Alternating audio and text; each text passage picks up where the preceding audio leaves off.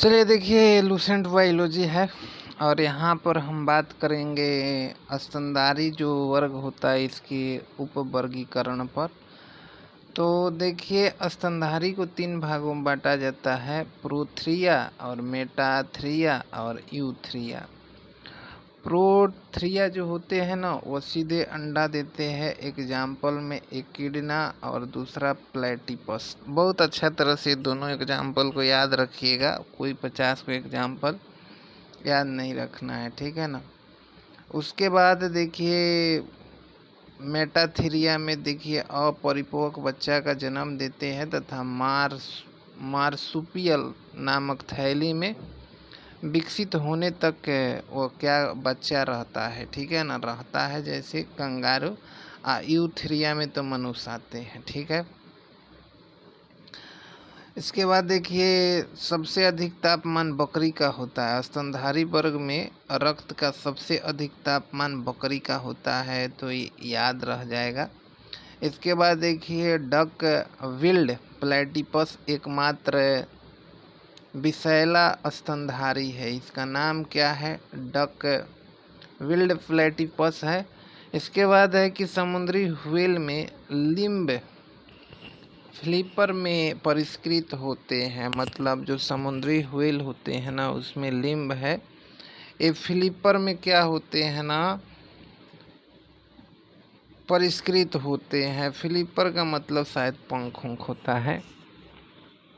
अब देखिए, अब ऊतक के बारे में बात होगी तो जंतु ऊतक में सबसे पहले आपको जानना है उपकला ऊतक क्या होती है। तो जो शरीर होता है इसके बाहरी प्लस भीतरी प्लस स्वतंत्र सतहों पर पाए जाते हैं, ठीक है ना। इसमें रुधिर कोशिकाओं का अभाव होता है, जिसके कारण इस ऊतक की कोशिकाओं का पोषण विसरण के माध्यम से लसिका द्वारा होता है। तो सबसे पहले देखिए, ये मतलब बाहरी त्वचा इससे निर्मित होता है। बाहरी त्वचा कह दीजिए निर्मित होता है। इसमें है ना, रुधिर कोशिकाओं का अभाव होता है। रुधिर कोशिका का अभाव होता है, मतलब ये जो उपकला ऊतक होता है ना, इसमें आरबीसी डब्ल्यूबीसी नहीं होगा, ठीक है ना। तो वहीं रुधिर कोशिकाओं का अभाव होता है। अब देखिए, जब आरबीसी नहीं होगा, डब्ल्यूबीसी नहीं होगा, तो रही बात कि इन कोशिकाओं को पोषण कैसे प्राप्त होता है, तो विसरण के माध्यम से लसिकाओं द्वारा इन्हें पोषण प्राप्त होता है। यह शरीर के कई महत्वपूर्ण अंगों में पाए जाते हैं, जैसे त्वचा के बाह्य सतह पर हृदय, फेफड़ा एवं वृक्क के चारों ओर तथा यकृत एवं जनन ग्रंथियों के दीवार आदि पर पाए जाते हैं। यह ऊतक शरीर के अंतरंगों को चोट से बचाता है एवं उन्हें नर्म बनाते हैं, ठीक है ना, चोट से बचाता है। संयोजी ऊतक के बारे में तो सबको मालूम ही होगा यार, कि क्या करता है कि शरीर के सभी अन्य ऊतकों एवं अंगों को आपस में जोड़ने का कार्य करता है। अब संयोजी ऊतक में एक रक्त आता है, एक लसिका आता है। इसका जो काम है वह सम्मोहन का काम है। यह ऊतक है, यह शरीर के ताप कर्म को नियंत्रित करता है, मृत कोशिकाओं को नष्ट करके मृत ऊतकों एवं कोशिकाओं की पूर्ति करता है, ठीक है। तो देखिए, लग रहा है थोड़ा सा यहाँ पर बोला जा रहा है संयोजी ऊतक के बारे में कि यह ऊतक शरीर के सभी अन्य ऊतकों तथा अंगों को आपस में जोड़ने का कार्य करती है। तरल संयोजी ऊतक में क्या क्या आता है? रक्त और लसिका, और यह सम्मोहन के कार्य में भी सहायक होता है।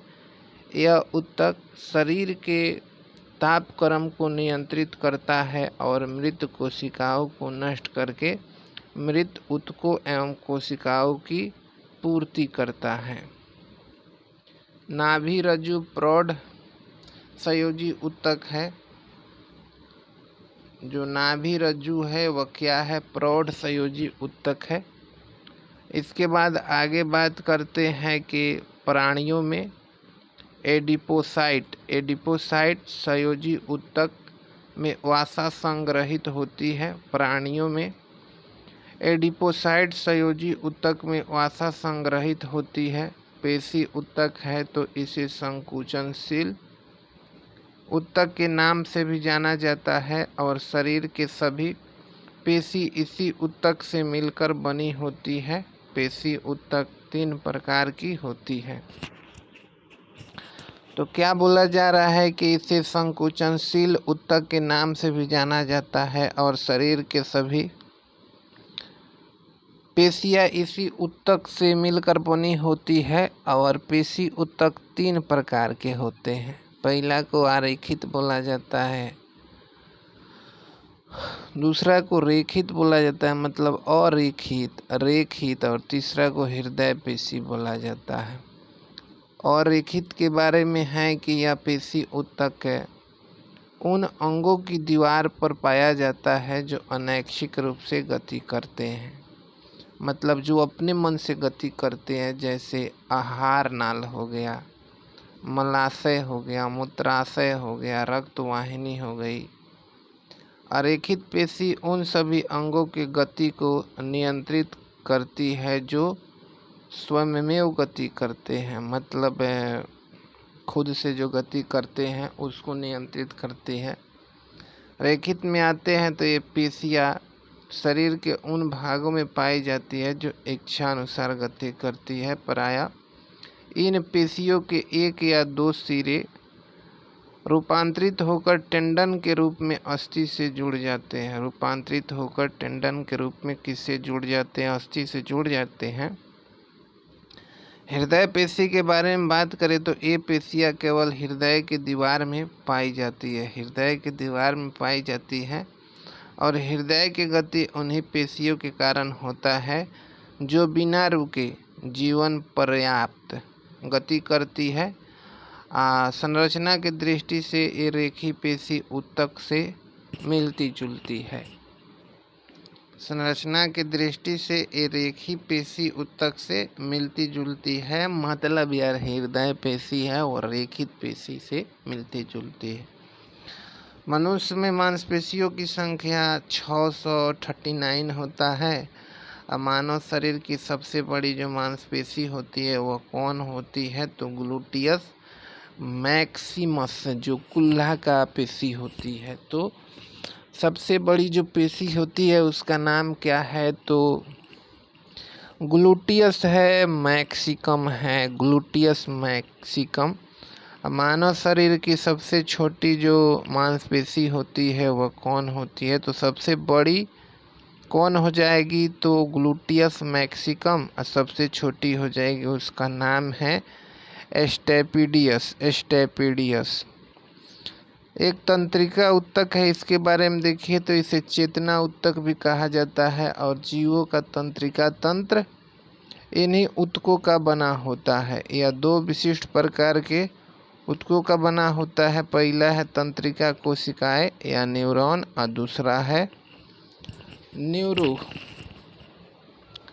क्या नाम है? न्यूरोगिलिया। आगे बोला जा रहा है कि यह ऊतक शरीर में होने वाली सभी अनैच्छिक एवं ऐच्छिक क्रियाओं को नियंत्रित करता है। न्यूरोगिलिया है यह कोशिकाएं मस्तिष्क की गुहा को स्तरित करती है, मस्तिष्क की गुहा को स्तरित करती है। जन्म के बाद मानव में तंत्रिका ऊतक में कोशिका विभाजन नहीं होता है। तंत्रिका ऊतक में रक्त के बारे में तो मालूम ही होगा, संयोजी ऊतक है। रक्त के बारे में किसको नहीं मालूम होगा। मानव शरीर में जो रक्त का मात्रा होता है शरीर के भाग का 7% होता है। रक्त क्षारीय विलयन है जिसका pH मान 7.4 होता है और एक वयस्क मनुष्य में औसतन 5 से 6 लीटर रक्त होता है और महिला में पुरुषों की तुलना में मतलब ½ लीटर या आधा लीटर कम रक्त होता है। रक्त में 2 प्रकार के पदार्थ पाए जाते हैं, एक को प्लाज्मा बोला जाता है और दूसरा को क्या बोला जाता है, तो रुधिराणु बोला जाता है। प्लाज्मा देखिए ये अजीवित तरल पदार्थ होता है या तरल भाग होता है, मतलब यह मृत होता है और रक्त का 60% होता है। अब रक्त में 60% होता है, लेकिन प्लाज्मा में बात करें तो प्लाज्मा में 90% जल होता है, 7% प्रोटीन, 0.1% ग्लूकोज और 0.9% लवण होता है और शेष पदार्थ भी होता है बहुत कम मात्रा में। प्लाज्मा करता क्या है, तो पचे हुए भोजन और साथ ही साथ हार्मोन का शरीर में समूहन करता है। तो याद रखिएगा जो हार्मोन होता है ना, इसको कौन लेकर चलता है, तो प्लाज्मा ही। अब पचे हुए भोजन को कौन लेकर चलता है, प्लाज्मा ही, ठीक है ना। तो रही बात ना, जैसे आप सुने होइएगा कि रक्त में ऑक्सीजन को लेकर कौन चलता है, आरबीसी। तो भोजन को कौन लेकर चलता है, प्लाज्मा। हार्मोन को कौन लेकर चलता है, प्लाज्मा। अब देखिए एक शब्द आ रहा है सीरम, ठीक है ना। तो जब प्लाज्मा में से फाइब्रिनोजन नामक प्रोटीन निकाल दिया जाता है तो शेष प्लाज्मा को सीरम कहा जाता है। इसका मतलब आप जो ऊपर पढ़े हैं कि जो 7% प्लाज्मा में प्रोटीन है, तो इसमें बहुत सारा प्रोटीन होता है, जिसमें से एक प्रोटीन का नाम फाइब्रिनोजन है। अब आगे बात हो रही है रुधिराणु के बारे में। तो जब 60% प्लाज्मा होगा रक्त में, तो जाहिर सी बात है कि 40% रुधिराणु होगा, जिसमें से एक आरबीसी है, दूसरा डब्ल्यूबीसी है और तीसरा का नाम प्लेटलेट्स है, ठीक है ना। आरबीसी के बारे में देखिए तो इसका आकार कैसा होता है, वो है अवतल होता है, मतलब ऐसे होता है, डंबल के समान भी इसको बोला जाता है। इसमें केंद्रक नहीं पाया जाता है, लेकिन ऊंट के आरबीसी में केंद्रक पाया जाता है। इसमें राइबोसोम भी नहीं पाया जाता है, ठीक है ना। अब देखिए आरबीसी का निर्माण होती है ये अस्थि माजा में होती है, मतलब बोन मैरो में होती है। वैसे डब्ल्यूबीसी का निर्माण भी बोन मैरो में होती है। जैसे बोन होता है ना, इसमें जो मैरो होता है, ये 2 प्रकार का बोन मैरो होता है, एक रेड होता है और एक वाइट, एक पिल्ला होता है, पिल्ला येलो होता है। तो येलो वाला में डब्ल्यूबीसी बनता है, जो रेड वाला होता है ना, उसमें क्या बनता है, तो उसमें बनता है रेड वाले में आरबीसी बनता है, रेड वाले में। तो ये हो गया येलो वाला, ठीक है ना। और इसमें बनेगा क्या चीज, डब्ल्यूबीसी बनेगा। वैसे तो पिंक है, लेकिन इसको रेड समझ लीजिएगा तो समझ में आ जाएगा। अब चलिए आगे क्या बोला जा रहा है। तो यहाँ पर देखिए आरबीसी का निर्माण अस्थि मज्जा में होता है। अब प्रोटीन, आयरन और विटामिन क्या चीज, तो विटामिन B12 एवं फोलिक अम्ल आरबीसी के निर्माण में सहायक होते हैं। तो ठीक है, क्योंकि प्रोटीन तो रहबे करेगा, आयरन रहबे करेगा, विटामिन B12 रहबे करेगा, अब फोलिक अम्ल भी तो होता है। तो याद रखिएगा इतना, ठीक है ना। प्रोटीन, आयरन, B12 और फोलिक अम्ल। लेकिन जब बच्चा भ्रूण अवस्था में रहता है तो उस समय जो आरबीसी का निर्माण होता है वो यकृत एवं पलीहा में होता है। यकृत और पलीहा में होता है कब, तो जब बच्चा भ्रूण अवस्था में रहता है तब। आगे क्या बोला जा रहा है कि आरबीसी का जीवन काल होता है 20 से 120 दिन। इसकी मृत्यु कहाँ होती है, तो लीवर या पलीहा में होती है, इसलिए दोनों को कब्र कहा जाता है, आरबीसी का कब्र कहा जाता है, दोनों को, एक को नहीं, ठीक है ना। आरबीसी में हेमोग्लोबिन होता है, जिसमें हीम होता है ना, ये रंजक होता है जो लाल रंग का होता है। जो ग्लोबिन होता है ना, वो प्रोटीन होता है। यह प्रोटीन क्या करता है, तो ऑक्सीजन एवं कार्बन डाइऑक्साइड में सहयोग करने की क्षमता रखता है।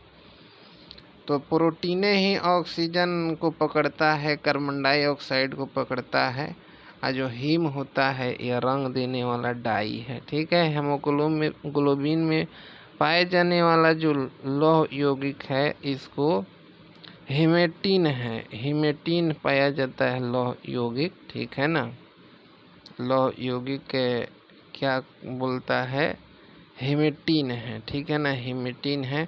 तो देखिए यहाँ पे आरबीसी में आपको बताया गया है कि प्रोटीन होता है, तो कौन प्रोटीन, ग्लोबिन प्रोटीन होता है, आयरन है, हिमेटिन है। ठीक है ना, तो बस हाई दुगो का आपको नाम याद रखना पड़ेगा, विटामिन B12 और फोलिक अम्ल। ठीक है ना। उसके बाद देखिए आगे बोला जा रहा है कि आरबीसी का कार्य क्या है। तो पहला कार्य है ऑक्सीजन पहुंचाना और दूसरा कार्य है कार्बन डाइऑक्साइड को वापस लाना, मतलब ये गैसों का आदान प्रदान करना। हेमोग्लोबिन की जब मात्रा कम हो जाएगी तो एनीमिया रोग होता है, एनीमिया। ठीक है ना, सोते समय देखिए एनीमिया होता है ना, ये हेमोग्लोबिन की मात्रा के कम होने से होता है। कहीं गलती से मत सोच लीजिएगा कि आरबीसी के कम होने से हो जाएगा। ठीक है ना, सोइएगा तो लगभग 5% आरबीसी घट जाएगा। और जो लोग देखिए यहाँ 4200 मीटर की ऊंचाई पर होते हैं उनमें आरबीसी 30% क्या होती है, बढ़ जाती है। आरबीसी की संख्या है हेमोसाइटोमीटर द्वारा मापा जाता है। थैलेमीसिया जो थैलेसीमिया रोग है इसमें आरबीसी नहीं बनते हैं, मतलब किसी के अंदर आरबीसी नहीं बन रहा है तो कौन बीमारी हो गया है, उसको थैलेसीमिया हो गया है। उसके बाद देखिए श्वेत रक्तकण, डब्ल्यूबीसी के बारे में बात किया जा रहा है। तो डब्ल्यूबीसी क्या है कि आकार और संरचना में यह अमीबा के समान होता है और इसमें केंद्रक होता है और साथ ही साथ इसका निर्माण अस्थि मज्जा में, लिम्फ नोड में और कभी कभी यकृत, लीवर फिर प्लीहा में भी होता है। तो मतलब अस्थि मज्जा में मेन रूप से होता है, लेकिन ये लिम्फ नोड भी याद रखना है, प्लीहा भी याद रखना है। अब देखिए एक जो बात बोला है सुश्री कह रहा कि इसकी जो रचना होता है अमीबा के समान होता है, ये बात क्या कह रहा है, आपको समझ में आया? ये बात कह रहा है ना कि इसकी जो आकार आकृति होता है अनिश्चित होता है, मतलब ये किसी भी रूप में रह सकता है, क्योंकि अमीबा भी किसी भी रूप में रह सकता है, ऐसे भी रह सकता है, ऐसे भी रह सकता है। तो इसीलिए बोला जाता है कि डब्ल्यूबीसी का कोई आकार आकृति निश्चित नहीं होता है।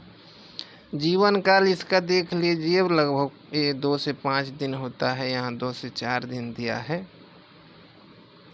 इसकी मृत्यु रक्त में ही हो जाती है। जैसे आरबीसी की मृत्यु कहाँ होती है, तो प्लीहा या फिर यकृत में होती है, लेकिन ये रक्ते में मर जाता है। इसका मुख्य कार्य क्या है, संक्रमण से बचाना। ठीक है ना। अब देखिए सबसे पहले ये जो डब्ल्यूबीसी होता है ना उसके बारे में यहाँ पर बताया तो गया है, लेकिन बहुत कम बताया गया है। तो पहले देख लेते हैं क्या बोला जा रहा है। लिम्फोसाइड एक प्रकार का यह श्वेत रुधिर कोशिका है। यह शरीर प्रतिरक्षा तंत्र की मुख्य कोशिका होती है। लिम्फोसाइड प्रतिरक्षा तंत्र की मुख्य कोशिका होती है। यह 2 प्रकार की होती है, जिसमें बी कोशिका एवं टी कोशिका, मतलब जिसको क्या कहते हैं, बी कोशिका टी कोशिका कहते हैं। यह दोनों कोशिका भ्रूणीय अवस्था में, यकृत कोशिकाओं में और वयस्क अवस्था में अस्थि मज्जा की कोशिकाओं द्वारा बनती है। ठीक है ना। तो लिम्फोसाइड मेन प्रतिरक्षी होता है डब्ल्यूबीसी का। वैसे 2 होता है ना, एक ग्रेनुलोसाइड होता है, एक अग्रेनुलोसाइड होता है। ठीक है ना, मतलब एक कणिकामय और एक अकणिकामय। ठीक है ना, बहुत शॉर्ट यहाँ पे दिया हुआ है। तो खैर इतना याद रखिएगा, लिम्फोसाइट है ना, या मेन जो होता है ना प्रतिरक्षात्मक तंत्र है, इसमें बी या टी सेल होता है। भ्रूण अवस्था में इनका निर्माण यकृत में, वही वयस्क अवस्था में इसका निर्माण अस्थिमज्जा में होता है। दोनों कोशिकाएं परिपक्व होने के बाद शरीर के रुधिर एवं लसिका के साथ परिसंचालित तो होती रहती है किसके साथ? रुधिर के साथ, ठीक है ना, लसिका के साथ। टी कोशिका होता है, ये जो टी कोशिकाएं कोशिकीय प्रतिरक्षा और बी कोशिकाएं प्रतिरक्षियों के निर्माण का कार्य करती है। मतलब टी रक्षा करता है, बी है ना ये प्रतिरक्षियों का निर्माण का काम करती है, मतलब एंटीबॉडी बनाती है। देखिए बोला जा रहा है कि टी जो कोशिका होती है ये हेमेटोपोएटिन स्टेम कोशिका से पैदा होती है। हेमेटोपोएटिन स्टेम कोशिका से पैदा होती है जो अस्थिमज्जा में पाई जाती है। विकासशील टी कोशिकाएं विकसित होने के लिए थाइमस ग्रंथि में स्थानांतरित हो जाती है, जहां उसे अपना नाम मिलता है। तो जो विकासशील टी कोशिका है यह विकसित होने के लिए थाइमस ग्रंथि में बदल जाती है, जहां उसे अपना नाम मिलता है, ठीक है ना। और टी कोशिकाएं शरीर को बाह्य पदार्थ हो, जैसे बैक्टीरिया बाह्य पदार्थ है, यहाँ पर देखिए बाह्य पदार्थ लिखा है, होना चाहिए क्या? बाह्य पदार्थ। जैसे क्या होगा? बैक्टीरिया, वायरस तथा असामान्य कोशिकाओं जैसे कैंसर कोशिकाओं को पहचानने तथा उसके विरुद्ध अनुक्रिया करने में सहायता करती है। टी कोशिका दो प्रकार की होती है, एक सहायक टी कोशिका और दूसरा साइटोटॉक्सिन टी कोशिका। एक सहायक और एक साइटोटॉक्सिन टी कोशिका है। सहायक टी कोशिकाएं प्रतिरक्षा प्रणाली की अन्य कोशिका की सहायता करती है, जबकि साइटोटॉक्सिन टी कोशिकाएं वायरल रूप से संक्रमित कोशिकाओं और ट्यूमर को समाप्त कर देती है।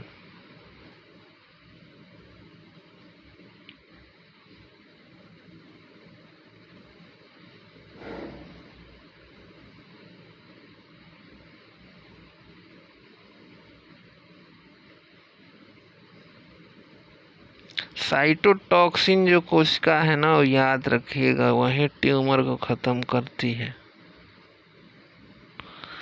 डब्ल्यूबीसी का सबसे अधिक भाग होता है, यह क्या होता है? न्यूट्रोफिल कणिकाएं होती है। और न्यूट्रोफिल जो कणिकाएं है ये रोगाणु तथा बैक्टीरिया को खाती है, ठीक है ना। तो ये पुलिसमैन इसी को कहा जाता है, ठीक है ना। और उसके बाद प्लेटलेट्स के बारे में बात करें तो यह केवल मनुष्य तथा अन्य स्तनधारियों के रक्त में पाया जाता है।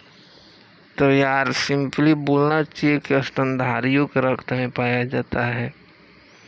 इसमें केंद्रक नहीं होता है, इसका निर्माण भी अस्थिमज्जा में होती है। जीवन काल 3 से 5 दिन। मृत्यु कहाँ होती है? पलीहा में होती है। मुख्य कार्य है रक्त को थक्का बनने में मदद करना।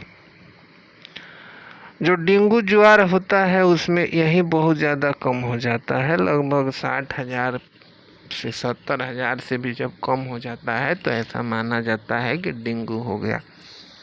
प्लेटलेट्स की जो संख्या है वो कम हो जाती है। अब रक्त का कार्य क्या है? तो यार सबसे पहले ताप को नियंत्रित करता है, रोग से शरीर को रक्षा करता है। उसके बाद शरीर के वातावरण को अस्थायी बनाए रखता है, घावों को भरता है, रक्त का थक्का बनाता है, गैसों का आदान प्रदान करता है, पचे हुए भोजन उत्सर्जी पदार्थों हार्मोन का सम्मोहन करता है, लैंगिक वर्ण में सहायता करना तथा अंगों में सहयोग स्थापित करना। रक्त के थक्का के बारे में बात किया जाए तो रक्त का थक्का बनता है, इस दौरान 3 क्रिया होती है। तो 3 क्रिया में पहला क्रिया क्या होता है ना, कि सब प्रोटीन का नाम है। जैसे थ्रोम्बोप्लास्टिन नामक एक प्रोटीन जो रक्त में होता है, वह क्या करता है ना कि प्रोथ्रोम्बिन नामक प्रोटीन से मिलकर कैल्शियम की उपस्थिति में एक नया पदार्थ बनाता है जिसका नाम है थ्रोम्बिन। और ये थ्रोम्बिन है ना एक नया प्रोटीन जिसका नाम है फाइब्रिनोजेन से मिलकर क्या करता है ना, फिब्रिन बनाता है। फिब्रिन, यही फिब्रिन है ना, यह किससे मिलकर, प्लेटलेट्स से मिलकर रक्त में थक्का बना देता है, प्लेटलेट्स में मिलकर, ठीक है ना। तो कहने का मतलब यहाँ पर देख लो भाई, ये 3 गो प्रोटीन चाहिए तभी रक्त का थक्का बनेगा, ठीक है ना। ये 3 गो प्रोटीन चाहिए तब जाके रक्त का थक्का बनेगा। लेकिन इसमें ये जो प्रोटीन है ना, ये बड़े इम्पोर्टेंट होता है, फाइब्रिनोजेन, ठीक है, इसके बिना नहीं बनेगा। अब देखिए, रुधिर प्लाज्मा के प्रोथ्रोम्बिन तथा फाइब्रिनोजेन का निर्माण यकृत में विटामिन के की सहायता से होता है। तो याद रखिएगा, ये दोनों क्या है, प्रोटीन है, ठीक है ना, रहेगा प्लाज्मा में, ठीक है ना, लेकिन निर्माण होगा कहाँ पर, यकृत में, लीवर में। विटामिन के रक्त के थक्का बनाने में सहायक होता है और समांतर रक्त का थक्का 2 से 5 मिनट में बन जाता है। रक्त के थक्का बनने के लिए जो अनिवार्य प्रोटीन है यह फाइब्रिनोजेन है। मतलब हम नहीं बोले हैं कि सबसे धांसू है, ये है, इसको होना चाहिए, वो नहीं रहेगा तब भी हो जाएगा। रक्त वर्ग के बारे में बात किया जाए तो सबसे पहले रक्त वर्ग को समूह भी बोला जाता है। लैंड स्टीनर खोजा था 1900 में, 1930 में नोबेल जीत लिया इसके लिए, ठीक है ना। मनुष्य के रक्त की विभिन्नता का मुख्य कारण क्या है, तो आरबीसी में पाई जाने वाली ग्लाइकोप्रोटीन है जिसे एंटीजन कहा जाता है, ठीक है ना। मतलब जो ग्रुप का नाम रखा गया है ना, वो एंटीजन के नाम पर ही रखा गया है। जैसे जिस ब्लड का में ए एंटीजन पाया जाता है उसमें उसको ए ब्लड ग्रुप कहा जाता है। तो वह बात यहाँ पर बोला जा रहा है। कौन बात बोला जा रहा है? अब चलिए, अब आगे यहाँ पर का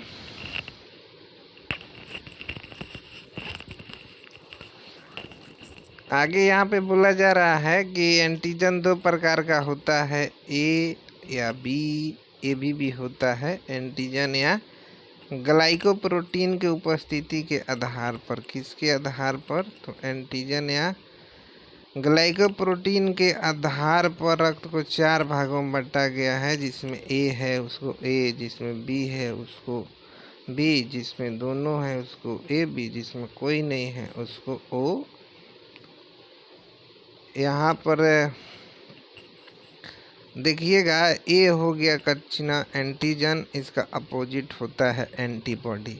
तो जिसमें ए एंटीजन है उसमें बी एंटीबॉडी पाया जाएगा। ये तो सब कोई जन्मे करता है, ठीक है ना। अब देखिए, यहाँ पर किसी एंटीजन की अनुपस्थिति में एक विपरीत प्रकार के प्रोटीन है रुधिर प्लाज्मा में पाया जाता है जिसे एंटीबॉडी कहा जाता है। किसी एंटीजन के अनुपस्थिति में ये भी 2 प्रकार का होता है, ए और बी। ऐसे भी 4 प्रकार बनता है। और रक्त का आधान कैसे किया जाता है तो सबको मालूम ही होगा। तो हम यहाँ पर चर्चा काय के लिए करें, मानव श्वसन तंत्र नहीं, पाचन तंत्र पर चलते हैं। तो पाचन तंत्र के बारे में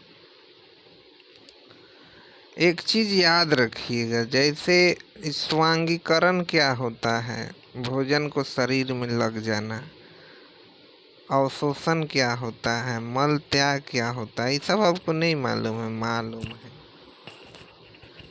यहाँ पर देखिए, मुख से पाचन कहाँ से स्टार्ट होता है?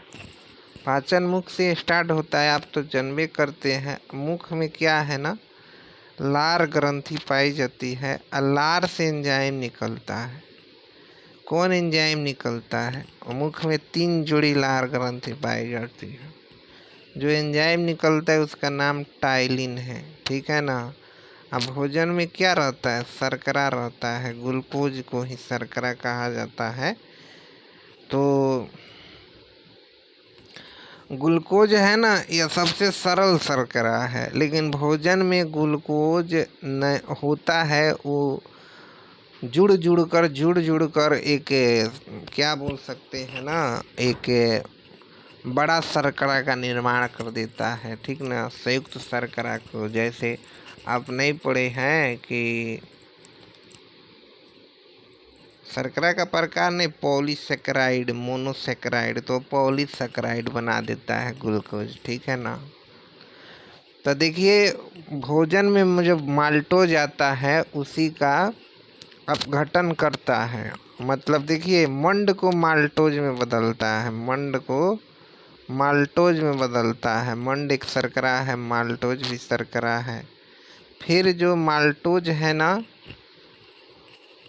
जिससे फिर माल्टेज नामक एंजाइम माल्टोज को शर्करा ग्लूकोज में परिवर्तित कर देता है। और लाइसोजाइम नामक एंजाइम भोजन में उपस्थित हानिकारक अणुओं को नष्ट कर देता है। इसके अतिरिक्त लार में उपस्थित शेष पदार्थ बफर कार्य करते हैं। इसके बाद भोजन कहाँ पहुँचता है? अग्नाशय में पहुँचता है। यहाँ पर ये सब कंसेप्ट दे रहा है, नहीं, बड़ी शॉर्ट कंसेप्ट दे रहा है। देखिए, भोजन पचाने का मतलब जानते हैं क्या होता है? कि देखिए, ये जो मंड जो होता है ना, जो एक जटिल शर्करा है मंड, इसी को ग्लूकोज में तोड़ देना ही भोजन का पाचन कहलाता है। क्योंकि सबसे सरल शर्करा ग्लूकोज होती है, ठीक है। उसके बाद यदि आगे बात करें, सबसे सरल शर्करा ग्लूकोज तो होती है, ठीक है। यहाँ पर सीधे बोल दे रहा है कि के मुँह में सब काम हो गई, तो अब और चीज़ का क्या ज़रूरत है, ठीक है। यहाँ पर देखिए, अमाशय के बारे में बात किया जा रहा है। 4 घंटा तक भोजन रहता है। भोजन के अमाशय में पहुँचने पर पाइरोली ग्रंथि से जठा रस निकलता है। यह हल्के पीले रंग का अम्लीय द्रव होता है। अग्नाशय के ऑक्सेंटी के जो कोशिका होती है या ग्रंथि होती है, उसे HCl निकलता है। यह भोजन के साथ आए हुए जीवाणुओं को नष्ट कर देता है और एंजाइम की क्रिया को तीव्र कर देता है, ठीक है ना। हाइड्रोक्लोरिक अम्ल भोजन को क्या करता है? अम्लीय बना देता है, जिससे लार की टाइलिन की जो क्रिया होती है समाप्त हो जाती है, ठीक है। अमाशय से भोजन निकलने वाले अमाशय में निकलने वाले जठर रस होता है, उसमें 2 प्रकार के एंजाइम होते हैं, एक पेप्सिन और एक रेनिन। पेप्सिन क्या करता है? प्रोटीन को तोड़ता है और उसको पेप्टोन में बदल देता है। वही रेनिन बात करें तो रेनिन भी प्रोटीन को ही तोड़ता है, लेकिन यह दूध के प्रोटीन जिसका नाम है केसिनोजेन को ठोस प्रोटीन कैल्शियम पैरा केसिनेट में बदल देता है, पैरा केसिनेट में। जीभ पर बात करें तो जीभ के बारे में बोला जा रहा है कि मुख गुहा के फर्श पर स्थित एक मोटी एवं मांसल संरचना होती है। जीभ के ऊपरी सतह पर कई छोटे छोटे अंकुर होते हैं, जिन्हें स्वाद कलियाँ कहते हैं। इन्हीं स्वाद कलियों द्वारा मनुष्य को भोजन की स्वाद का पता चलता है। अब देखिए इसके अग्र भाग में मीठा और पश्च भाग में कड़वा, बगल वाले भाग में खट्टा होता है। तीनों को भाग बताया गया है। दांत के बारे में क्या जानना है आपको? कुछ तो नहीं जानना है। अब लार ग्रंथि के बारे में देखिए तो मुंह में 3 जोड़ी लार होती है। पहला लार जोड़ी होती है जीह्वा के दोनों ओर होती है, एक एक संख्या में, जिसको सबलिंगुअल ग्लैंड कहा जाता है। दूसरी जो लार ग्रंथि होती है ये जबड़ा के मध्य में होती है, जिसको मैगजिल अस्थि के दोनों ओर एक एक की संख्या उपस्थित होती है। इसको सब मैक्सिलरी ग्लैंड कहा जाता है। तीसरी जोड़ी है ना, जिसको क्या कहा जाता है तो पैरोटिड ग्लैंड कहा जाता है। तीसरी जोड़ी है, ठीक है। एक कान, दोनों कान के नीचे होती है, दोनों कान के नीचे एक एक संख्या में होती है। लार में 99% जल है, 1% एंजाइम होता है, जो 2 प्रकार का एंजाइम है, एक टाइलिन और एक लाइसोजाइम, ठीक है ना। वैसे एंजाइम है दोनों, ये प्रोटीन नहीं है, एंजाइम है। एंजाइम क्या होता है आपको मालूम है? जो भोजन को तोड़े या अंत में अलग हो जाए भोजन से, उत्प्रेरक के जैसा एंजाइम कार्य करता है, ठीक है ना। अब देखिए ये है पकवाशय में पाचन। तो भोजन को पकवाशय में पहुँचते ही सर्वप्रथम इसे यकृत से निकलने वाला पीत रस आता है। पकवाशय का मतलब समझ रही कहाँ पर बात होने लगी?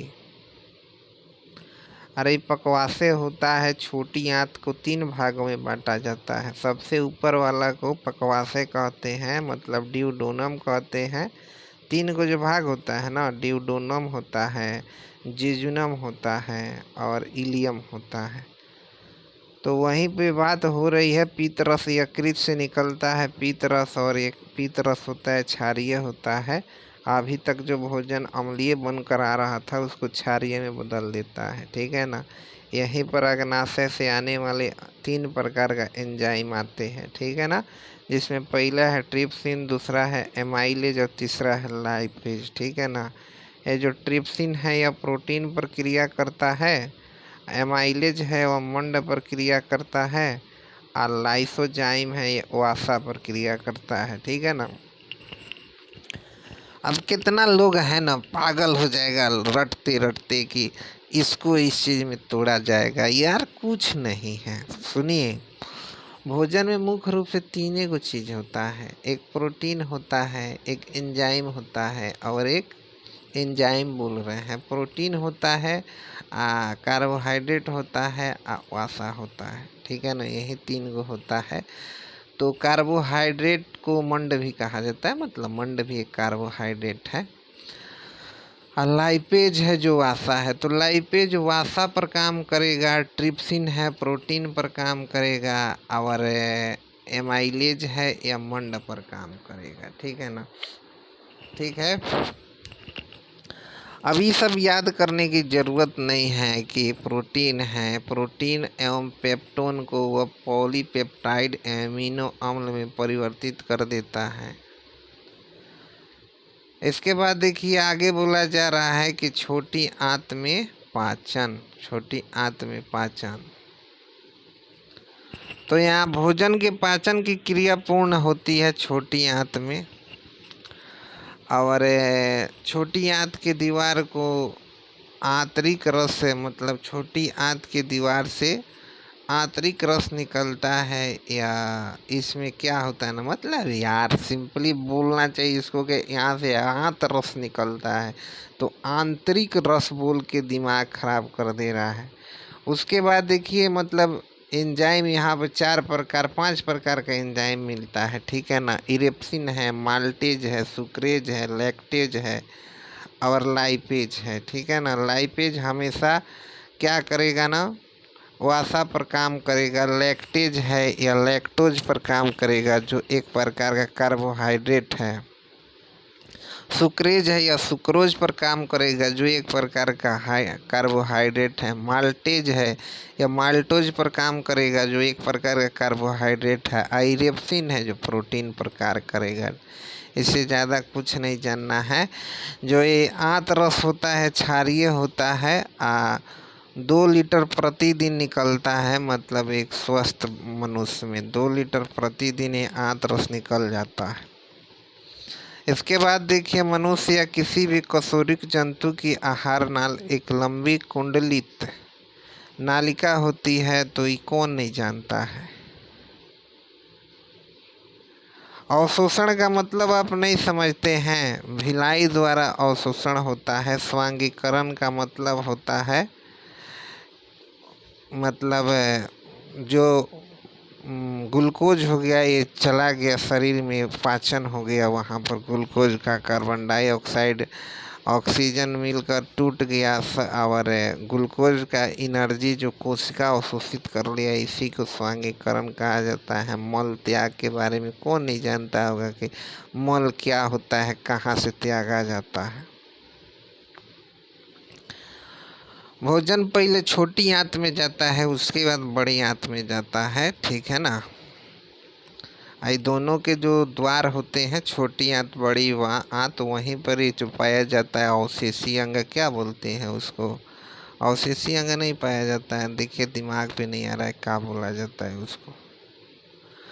चलिए यकृत के बारे में देखिए, तो ये सबसे बड़ी ग्रंथि है। वजन इसका 1.5 से 2 किलोमीटर होता है। इसे पीत रस स्रावित होता है और यह पीत है ना, यह आंत में उपस्थित एंजाइम की क्रिया को तीव्र करता है। तो कोई पूछ दे कि यकृत से कई प्रकार का एंजाइम निकलता है, ये बताइए, तो बउआइएगा मत। यकृत से सिर्फ एक पीत ही निकलता है और कुछ नहीं निकलता है, ठीक है ना। ये नहीं कि यकृत से लगे एंजाइम गिनवाने, ठीक है ना। तो देखिए यकृत है, यह क्या करता है, प्रोटीन के उपापचय में सक्रिय भाग लेता है और प्रोटीन विघटन के फलस्वरूप उत्पन्न विषैले अमोनिया को यूरिया में परिवर्तन कर देता है। तो जो प्रोटीन का उपचयन होता है या उपचयन होता है, तो क्या होता है ना, अमोनिया उत्पन्न होता है, अमोनिया, ठीक है ना।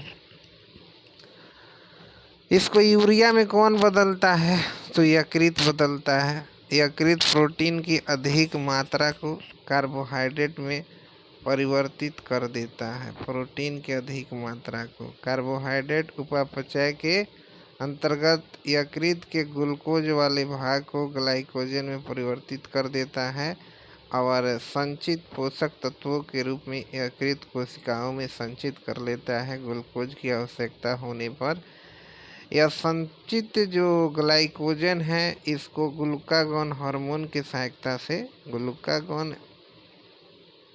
हार्मोन की सहायता से कि एंजाइम की सहायता से ग्लूकोज में बदला जाता है।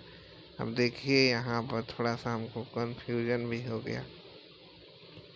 इस प्रकार ये रक्त में ग्लूकोज की मात्रा को नियमित बनाए रखता है। भोजन में वसा की कमी होने पर यकृत कार्बोहाइड्रेट का कुछ भाग को वसा में बदल देता है। कहने का मतलब ऐसा चीज़ है ना, प्रोटीन को भी ग्लूकोज में बदल सकता है, वसा को भी ग्लूकोज में बदल सकता है, ग्लूकोज के मात्रा को भी बदल सकता है वसा में। तो देखिएगा कार्बोहाइड्रेट के कुछ भाग को वसा में बदल सकता है। फाइब्रिनोजन क्या है नामक प्रोटीन का उत्पादन यकृत में ही होता है, जो रक्त के थक्का बनाने में मदद करता है। हिपैरिन क्या है नामक प्रोटीन है, इसका उत्पादन भी कौन करता है, यकृत करता है और रक्त को यह जमने से रोकता है। मैंने ये कहता है कि रक्त तू मत जमना। आरबीसी नष्ट यकृत में होता है। यकृत थोड़ी मात्रा में आयरन, कॉपर और विटामिन को संचित करता है, ठीक है ना। शरीर के तापमान को बनाए रखने में मदद करता है। भोजन में जहर देकर मारे गए व्यक्ति की मृत्यु के कारणों की जांच में यकृत एक महत्वपूर्ण सुराग है। पित्ताशय के बारे में बात करें तो नाशपाती जैसा आकार होता है और इसमें यकृत से निकलने वाला जो पीत रस होता है वो जमा होता है। पित्ताशय से पीत पक्वाशय में पीत नलिका के माध्यम से आता है और पीत का पक्वाशय में गिरना प्रत्यवर्ती क्रिया द्वारा होता है।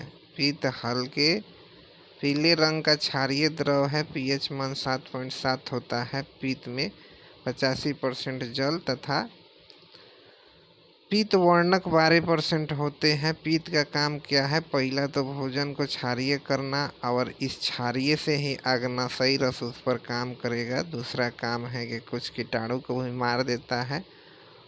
वसा का इमल्सीकरण करता है। पीत का जो काम है ना, वसा का इमल्सीकरण करना।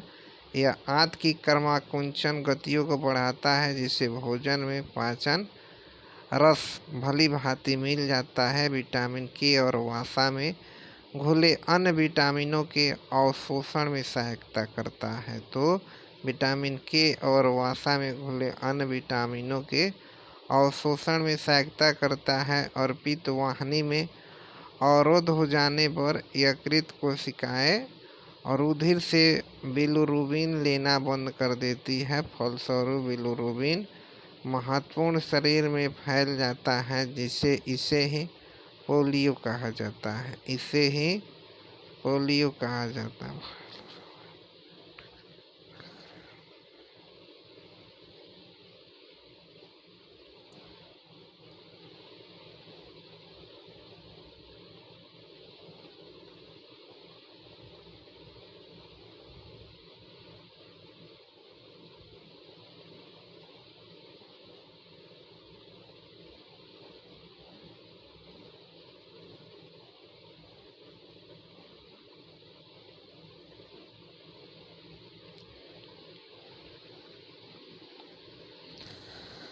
अब देखिए, बोला जा रहा है अग्नाशय के बारे में। तो यह मानव शरीर की दूसरी सबसे बड़ी ग्रंथि है। यह एक साथ अंतःस्रावी और बहिःस्रावी दोनों प्रकार की ग्रंथि होती है और इसमें अग्नाशयी रस निकलता है जिसमें देखिए 98 पॉइंट जल होता है। तो लिखा है इसमें 9.8% जल होता है और शेष भाग में एंजाइम लवण होता है। तो संभाल लीजिएगा, ठीक है ना।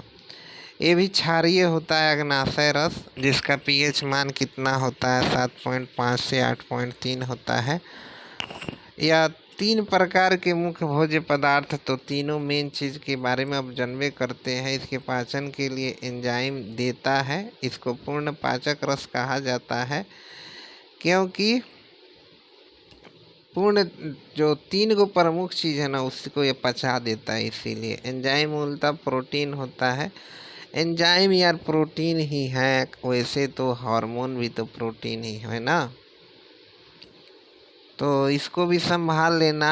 हार्मोन भी प्रोटीन है, एंजाइम भी प्रोटीन है। लैंगरहैंस की दीपिका आप जानते हो, अग्नाशय का एक भाग होता है जिसका खोज लैंगरहैंस ने किया था। इसमें 3 गो कोशिका होती है जिसमें बीटा कोशिका से इंसुलिन, अल्फा कोशिका से ग्लूकागॉन, गामा कोशिका से सोमैटोस्टेटिन नामक हार्मोन निकलता है। यही ग्लूकागॉन है जो क्या करता है ना, ग्लाइकोजन को ग्लूकोज में बदलता है। इंसुलिन के बारे में क्या बात किया जाए, बीटा कोशिका से निकलता है। फ्रेडरिक बेटिंग तथा चार्ल्स वेस्ट ने किया था, 21 में किया था। और पहली बार एक थॉम्पसन है जिसका नाम है लियोनार्ड थॉम्पसन। ये कनाडा में इंसुलिन का इंजेक्शन इसको दिया गया था पहली बार। यह ग्लूकोज को ग्लाइकोजन बनाने की क्रिया को नियंत्रित करता है। तो हाँ ठीक है, ग्लूकोज को ग्लाइकोजन में बदल देगा कौन? इंसुलिन। इसके रिवर्स में मारेगा ग्लूकागॉन। तो ये बहुत ईजी बात है। इंसुलिन की अल्प मात्रा में मधुमेह नामक रोग होता है। तो इस कौन बड़का बात है, मधुमेह नहीं समझ रहे हो, डायबिटीज, इसी को चीनी का बीमारी कहा जाता है। अब देखिए रुधिर में ग्लूकोज की मात्रा बढ़ना क्या है ना, मधुमेह है। अब थोड़ा सा एक बैकग्राउंड क्लियर कर दें। शरीर में खूब खाइए, शरीर में ग्लूकोज खूब बनने दीजिए, लेकिन ये हार्मोन है ना इंसुलिन जो बीटा कोशिका से निकल रहा है, ये हार्मोन बनता रहे तो कोई चीनी वानी का बीमारी नहीं होगा। मतलब बीटा कोशिका ठीक से काम करता रहे तो कोई बीमारी नहीं होगा। कितनों चीनी का है ना फाँक लीजिए, ठीक है ना।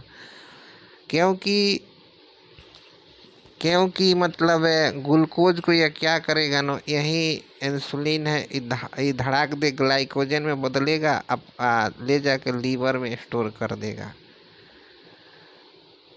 तो कोई बीमारी नहीं होगा। लेकिन यही इंसुलिन जो काम करना बंद कर देगा, मतलब बीटा कोशिका काम करना बंद कर देता है, खराब हो जाता है, तब जाके क्या हो जाएगा ना, चीनी का बीमारी होगा। तो इस बात पर मैं इसलिए जोर दे रहा हूँ ना, क्योंकि बहुत लोग सोचता है कि चीनी कम खाना नहीं तो शुगर हो जाएगा। तो ये सब गलत बात है यार। चीनी ज़्यादा खाने से या कम खाने से कोई बहस नहीं है। मेन बहस है कि जो जो लैंगरहैंस की दीपिका में जो बीटा कोशिका है उसको ठीक से काम करना चाहिए, क्योंकि वह ठीक से काम करेगा तो इंसुलिन उत्पादन ठीक से करेगा, और इंसुलिन बस ठीक से उत्पादन हो जाए तो सारा काम ठीक से चलता रहेगा। अब देखिए, अब आगे यहाँ पे क्या बात हो रही है कि इंसुलिन के अति स्राव से अब ज़्यादा इंसुलिन उत्पादन होने लगे, इससे भी बीमारी हो जाता है, ठीक है ना। तो यहाँ पर देखिए हाइपोग्लाइसीमिया नामक रोग होता है, जिससे जनन क्षमता और दृष्टि ज्ञान मतलब दिखाई देना कम हो जाता है। ग्लूकागोन है तो ये ग्लाइकोजन को पुनः ग्लूकोज में बदलता है। सोमैटोस्टेटिन, ये क्या है सोमैटोस्टेटिन, तो यह पॉलीपेप्टाइड हार्मोन होता है जो भोजन के स्वांगीकरण की अवधि को बढ़ाता है, स्वांगीकरण की अवधि को बढ़ाता है।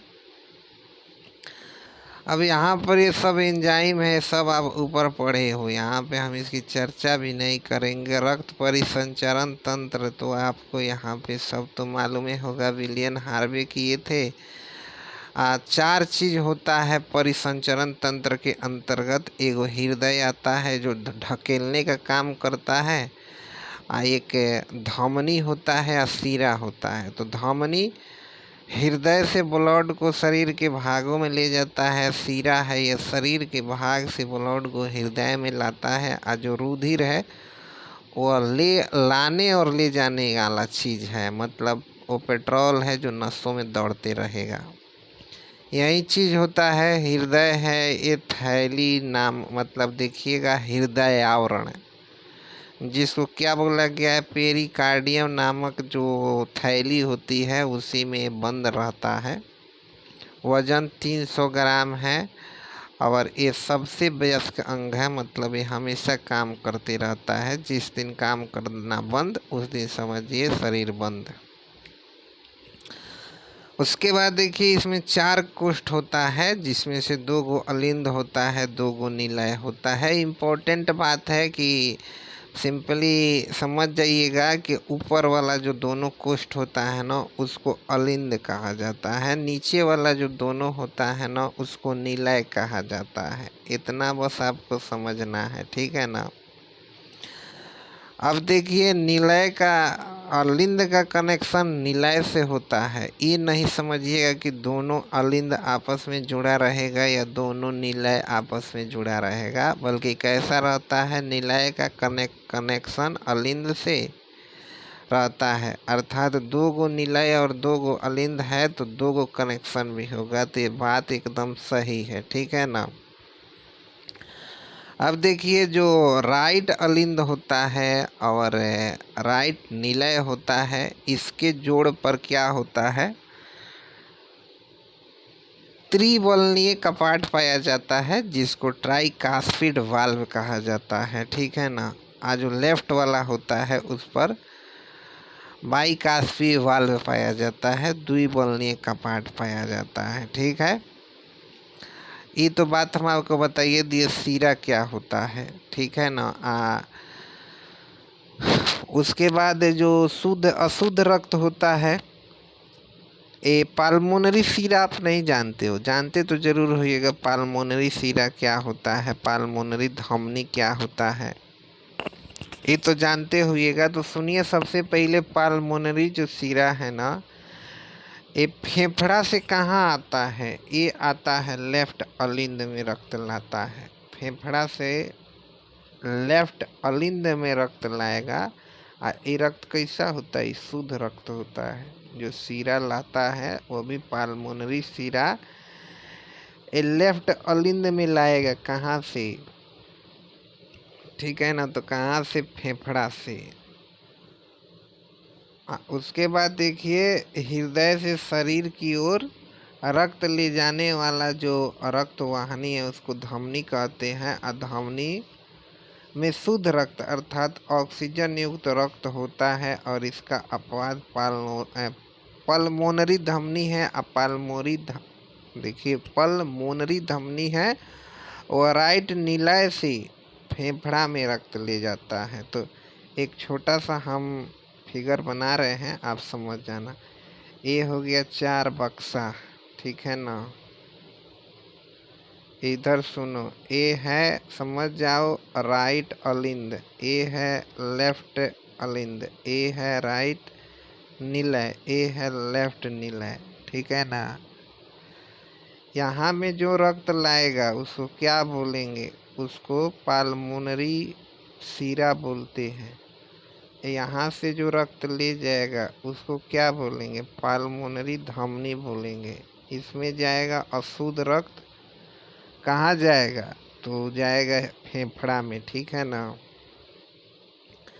तो ये बात बोला जा रहा है कि पूरा सिस्टम में पलट दिए यार, 1 मिनट कंफ्यूजन में पूरा सिस्टम पलटा गया। यहाँ पर देखिए, पाल्मोनरी धमनी होता है ना, वो दाहिने निलय में होता है। मतलब कहने का मतलब यह हुआ ना कि सब तो ठीक ही था, थोड़ा सा ए हो गया लेफ्ट, ए हो गया राइट, ए हो गया राइट, ए हो गया लेफ्ट, यह हो गया अलिंद, यह हो गया निलय। तो जो अशुद्ध रक्त जाता है ना पाल्मोनरी धमनी द्वारा, वो ऐसे जाता है। इसमें आता है सीरा जिसमें शुद्ध रक्त आता है, ठीक है ना। तो अब क्लियर हो गया होगा। तो यहाँ पर देखिए, ये दाहिने निलय से फेफड़ा में क्या करता है ना, रक्त ले जाता है दाहिने निलय से फेफड़ा में। अब देखिए, हृदय के दाहिने भाग से अशुद्ध जो रक्त है यानी कार्बन डाइऑक्साइड युक्त रक्त, वह बाएं भाग, मतलब देखिएगा, हृदय के दाहिने भाग में अशुद्ध रक्त यानी कार्बन डाइऑक्साइड युक्त रक्त एवं लेफ्ट भाग में शुद्ध रक्त रहता है। तो देखिएगा, यहाँ पर ऐसा हो गया, ये हो गया दाहिने भाग, तो इधर रहेगा अशुद्ध रक्त रहेगा, इधर रहेगा या शुद्ध रक्त रहेगा, ठीक है ना। तो क्लियर हो गया। वहाँ पर यही ना बोला गया, यह ले जाएगा अशुद्ध रक्त को, ऊपर से आएगा शुद्ध रक्त, तो ठीक ही है। और इससे ज़्यादा पावरफुल दाहिना होता है ना, तो अब तो दिक्कत नहीं होगा। अब देखिए, यहाँ पर रास्ता पूछा जा रहा है, तो सबसे पहले बाएं आलिंद, बाएं आलिंद, बाएं आलिंद से बाएं निलय, बाएं निलय के बाद देहिक महाधमनी, मतलब महाधमनी में, उसके बाद फिर धमनी में, उसके बाद छोटी धमनी में, उसके बाद धमनी कोशिकाएं में, उसके बाद अंग में, अग्र एवं पश्च महाशिरा में, वहाँ से ब्लड आएगा दाहिना अलिंद में, और फिर दाहिना अलिंद के बाद दाहिना निलय में, और फिर वहाँ से पाल्मोनरी धमनी में, फेफड़ा में, ठीक है, समझ में आ गया होगा। यहाँ पर देखिए, सिस्टोल और डायस्टोल को सम्मिलित रूप से धड़कन कहा जाता है। समान अवस्था में मनुष्य के धड़कन 1 मिनट में 72 बार, भ्रूणीय अवस्था में 150 बार, एक धड़कन में लगभग 70 मिलियन रक्त पंप करता है। ठीक है। साइनो ऑरिकुलर नोड मतलब SAN नोड, ये दाहिना आलिंद की दीवारों में स्थित तंत्रिका कोशिका समूह होता है। तो दाहिने आलिंद की, इससे हृदय धड़कन को तरंग पैदा होती है। 120/80 तो सबको मालूम ही होगा। रक्तदाब स्पिग्नोमैनोमीटर से मापा जाता है, ये भी मालूम ही होगा। थायरॉक्सिन एवं एड्रीनेलिन स्वतंत्र रूप से हृदय की धड़कन को नियंत्रित करने वाला हार्मोन है। तो एड्रीनेलिन के बारे में तो सबको मालूम ही होगा कि इसी को लड़ो और उड़ो हार्मोन कहा जाता है। थायरॉक्सिन भी है। ठीक है ना। अब देखिए रुधिर में उपस्थित CO2, रुधिर को pH मतलब रुधिर में उपस्थित कार्बन डाइऑक्साइड रुधिर के pH को कम करके हृदय की गति को बढ़ाता है, अर्थात अम्लीयता हृदय की गति को बढ़ाती है और क्षारीयता हृदय की गति को कम करती है। तो बड़ा बढ़िया फैक्ट है यह कि अम्लीयता क्या करेगी, हृदय की गति को बढ़ाएगी, क्षारीयता कम करेगी। उसके बाद देखिए यहाँ पर नाइट्रिक ऑक्साइड है, यह मानव शरीर में संश्लेषित होती है। ठीक है ना। कहाँ पर, तो एंडोथेलियन कोशिकाओं में। एंडोथेलियन कोशिकाओं में जो रक्त वाहिकाओं को विस्फारित करता है और रक्त प्रवाह को बढ़ाता है। विस्फारित करने का मतलब होता है फैलाता है। इसका नाम है नाइट्रिक ऑक्साइड। आगे देखिए बोला जा रहा है कि यह हमारे रक्तचाप के स्तर को कम करता है और रक्त के थक्के के गठन को सीमित करने में मदद करता है। इसका उपयोग श्वास मशीन एवं अन्य एजेंट के साथ नवजात शिशु में श्वसन विफलता के इलाज के लिए किया जाता है, जो फुफ्फुसीय उच्च रक्तचाप के कारण होता है। अब लसिका तंत्र। तो लसिका तंत्र क्या करता है यार, विभिन्न ऊतकों तथा कोशिकाओं के बीच स्थित अंतराकोशिकीय अवकाशों में पाए जाने वाले हल्के पीले रंग के द्रव को लसिका कहते हैं। लसिका एक प्रकार का द्रव है जिसकी रचना लगभग रक्त प्लाज्मा जैसा ही होती है। इसमें पौष्टिक पदार्थ, ऑक्सीजन तथा कई अन्य पदार्थ मौजूद होते हैं। लसिका में पाई जाने वाली जो कणिका है उसको लिम्फोसाइट कहा जाता है और ये वास्तव में श्वेत रुधिर कण होता है। यह शरीर की प्रतिरोध क्षमता से जुड़े सबसे महत्वपूर्ण कोशिका का प्रकार है। और लसिका ऊतक से हृदय की ओर केवल एक ही दिशा में बहते हैं। लसिका है ऊतक से हृदय की ओर बहते हैं। लसिका का कार्य। तो लसिका में उपस्थित लिम्फोसाइट हानिकारक कोशिकाओं का मतलब बैक्टीरियाओं का भक्षण करके रोगों को रोकथाम में सहायक होता है। और लसिका है यह लिम्फोसाइट का निर्माण करता है। लसिका लिम्फोसाइट का निर्माण करता है। लसिका के नोड जिसे लिम्फ नोड कहते हैं मनुष्य के शरीर में छनना का कार्य करता है और धूल के कण, बैक्टीरिया, कैंसर कोशिकाएं आदि लिम्फ नोड में फंस जाते हैं। उसके बाद लसिका घाव भरने में सहायक होता है और लसिका ऊतकों से सिराओं में विभिन्न वस्तुओं का संचरण मतलब लसिका ऊतकों से सिराओं में विभिन्न वस्तुओं का संचरण करती है। अब हम बात करेंगे उत्सर्जन तंत्र के बारे में। तो देखिए उत्सर्जन तंत्र के बारे में क्या बोला जा रहा है कि जीवों के शरीर में उपापचयी प्रक्रमों में बने विषैले अपशिष्ट पदार्थों को निष्कासन को उत्सर्जन कहते हैं। साधारण उत्सर्जन का तात्पर्य नाइट्रोजनी उत्सर्जन पदार्थों जैसे यूरिया, अमोनिया, यूरिक अम्ल आदि के त्याग से है। ठीक है ना। अब एक कोशिकीय जीव में उत्सर्जन विसरण द्वारा होता है। पोरीफेरा में होता है विशेष नलिका तंत्र द्वारा सिलेंट्रेटा में सीधे कोशिका द्वारा चपटे कृमि में ज्वाला कोशिका द्वारा और एनिलिडा में वृक्क द्वारा मतलब नेफ्रिडिया द्वारा अर्थोपोडा में मैलपिघियन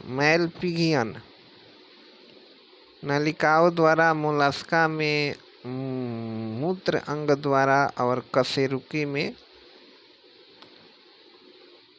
मुख्यतः वृक्क द्वारा। कशेरुकी में किस चीज द्वारा? वृक्क द्वारा।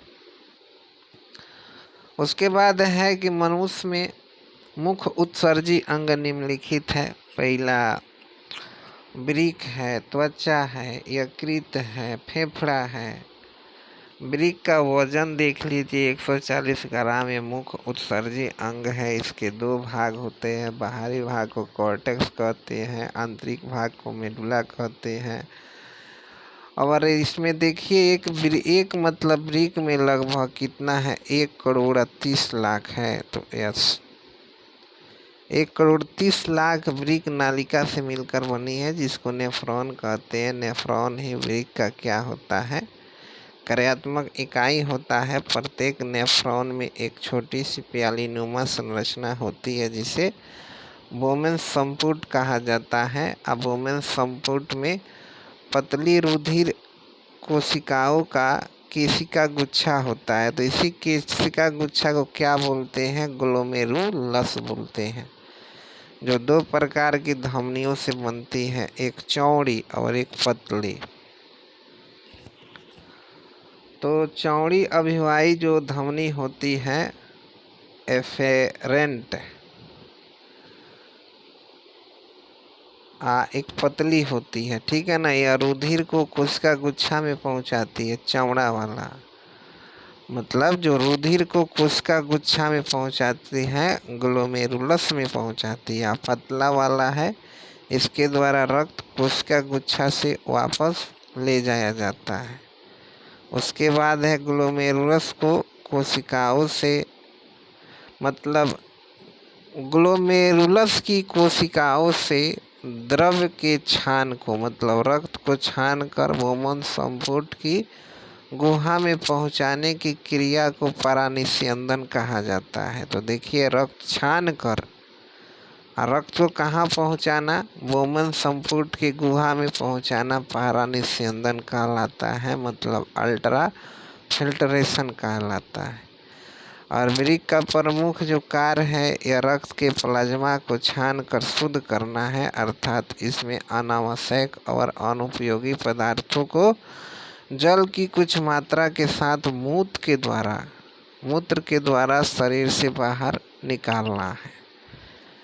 जो वृक्क होता है, वृक्क को रुधिर की आपूर्ति अन्य अंगों की तुलना में बहुत अधिक होती है। और वृक्क में प्रति मिनट औसतन 125 मिली अर्थात दिन भर में 180 लीटर रक्त निस्यंदन द्वारा 180 लीटर रक्त कुछ ज़्यादा नहीं बोल रहा है, मतलब 1 ड्राम रक्त निस्यंदन द्वारा मतलब रक्त का निस्यंदन होता है, जिसमें से 1.5 लीटर मूत्र रोजाना बनता है। बाकी निस्यंदन वापस रक्त में क्या हो जाता है ना, अवशोषित हो जाता है। मूत्र में 95% जल, लगभग 2% लवण, 2.7% यूरिया, 0.3% यूरिक अम्ल होता है। मूत्र का रंग होता है हल्का पीला। इसमें उपस्थित वर्णक यूरोक्रोम के कारण होते हैं, मतलब यूरोक्रोम के कारण मूत्र पीला दिखाई देता है। यूरोक्रोम हेमोग्लोबिन के विघटन से बनता है।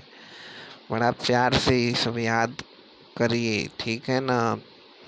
हेमोग्लोबिन के विघटन से बनता है और मूत्र है या अम्लीय होता है, ठीक है ना। पीएच मान 6 होता है। अब वृक्क जो होता है, वृक्क के द्वारा नाइट्रोजनी पदार्थों के अलावे पेनिसिलिन और कुछ मसालों का भी उत्सर्जन होता है, ठीक है ना। मसाला का उत्सर्जन होता है। क्या बात करता है यार। ठीक ही है, जब लिख रहा है तो मान लेते हैं। ब्रिक में बनने वाली पथरी होती है कैल्शियम ऑक्जेलेट का बना होता है। जो त्वचा होता है, त्वचा में पाई जाने वाली तैलीय ग्रंथियां एवं श्वेत ग्रंथियां क्रमशः सीबम और पसीने को श्रवण करती है, तो तैलीय ग्रंथि से सीबम निकलता है, श्वेत ग्रंथि से पसीना निकलता है। यकृत के बारे में क्या बोला जाए कि यकृत कोशिकाएं आवश्यकता से अधिक एमिनो अम्ल एवं रुधिर को अमोनिया मतलब रुधिर की अमोनिया को यूरिया में परिवर्तित करके उत्सर्जन का मुख्य भूमिका निभाता है। फेफड़ा के बारे में तो हम कुछ नहीं बोलेंगे। बोला जा रहा है कि फेफड़ा दो प्रकार के गैसीय पदार्थ कार्बन डाइऑक्साइड एवं जलवाष्प का उत्सर्जन करता है। ठीक है ना, फेफड़ा करता है। कुछ पदार्थ जैसे लहसुन, प्याज और कुछ मसाला जिसमें वाष्पशील घटक होते हैं, इसका उत्सर्जन फेफड़ा के द्वारा ही होता है। इसलिए लोग बोलता है कि लहसुन प्याज खाने से मुंह से क्या आता है ना, मतलब बदबू आता है, चूँकि वह फेफड़ा से आने वाली हवा का बदबू होता है, क्योंकि वहाँ से फेफड़ा उत्सर्जित करता है। उसके बाद है कि तंत्रिका तंत्र के बारे में, तो इसके अंतर्गत हमारे शरीर में महीन धागों की समान संरचना फैली रहती है। इसे वातावरणीय परिवर्तन की सूचनाएं संवेदी अंगों से प्राप्त करके विद्युत आवेगों के रूप में इसका द्रुत गति से प्रसारण करते हैं और शरीर के विभिन्न भागों के बीच कार्यात्मक समन्वय स्थापित करते हैं। मानव शरीर में तंत्रिका कोशिकाओं द्वारा विद्युत संकेतों का अंतरण सोडियम और पोटेशियम द्वारा परिचालित होता है। अब देखिए, मनुष्य का तंत्रिका तंत्र का 3 भाग होता है: केंद्रीय तंत्रिका तंत्र, परिधीय तंत्रिका तंत्र और स्वायत्त या स्वाधीन तंत्रिका तंत्र। तो केंद्रीय तंत्रिका तंत्र का वह भाग है जो संपूर्ण शरीर एवं स्वयं तंत्रिका तंत्र पर नियंत्रण रखता है। केंद्रीय तंत्रिका तंत्र कहलाता है। मनुष्य का केंद्रीय तंत्रिका तंत्र 2 भागों से मिलकर बना होता है: मस्तिष्क और मेरु रज्जु। तो यहाँ से मस्तिष्क से क्लास हम ला देंगे अगली क्लास में।